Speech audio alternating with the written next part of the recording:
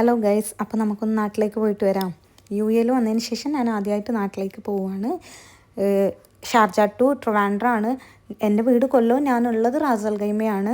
ഇൻഡിഗോയാണ് flight. ഇതെൻ്റെ second flight experience ആണ്.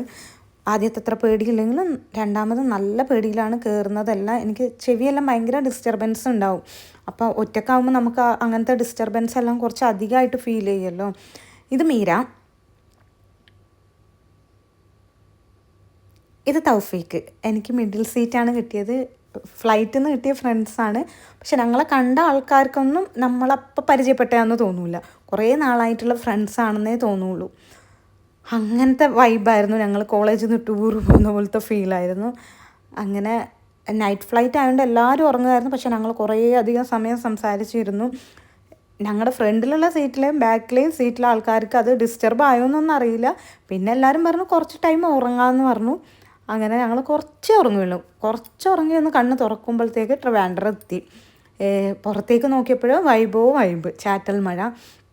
കുറേ നാൾ കൂടിയിട്ട് മഴയൊക്കെ കാണുന്നതുകൊണ്ടാണെന്ന് തോന്നുന്നു. ഭയങ്കര ഒരു ഫീലായിരുന്നു. എന്തോ ഒരു ഫീല്, നമ്മളെ നാട് വിട്ട് പോയാലല്ലേ നമ്മുടെ നാടിൻ്റെ വില അറിയുമെന്ന് പറയുന്ന പോലെ എനിക്ക് എന്തോ ഒരു ഫീലായിരുന്നു. നാടെത്തി എന്തോ ഒരു സ്വർഗം കണ്ട ഫീലൊക്കെ ആയിരുന്നു.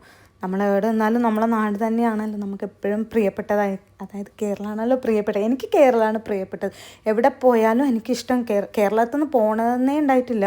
പക്ഷെ ഓരോ സിറ്റുവേഷൻസ് നമ്മൾ പോവുമല്ലോ. വീട്ടിൽ നിന്ന് എല്ലാവരും വിളിക്കാൻ വന്നിട്ടുണ്ടായിരുന്നു. പക്ഷേ കുറേ നാളിന് ശേഷം കേരളം കണ്ട ഒരു ആവേശത്തിൽ വീഡിയോ ഒക്കെ എടുത്ത് മഞ്ഞൊക്കെ കണ്ട് ഇങ്ങനെ ഇരുന്നപ്പോൾ ഭയങ്കര വൈബ് തോന്നി. അങ്ങനെ ആ വീഡിയോ ഒക്കെ എടുത്ത് അങ്ങ് ഇരുന്നു. ഇത്രയേ ഉള്ളൂ ഈ വീഡിയോയിൽ. ബാക്കി വരും വീഡിയോയിൽ കാണാം. ബൈ.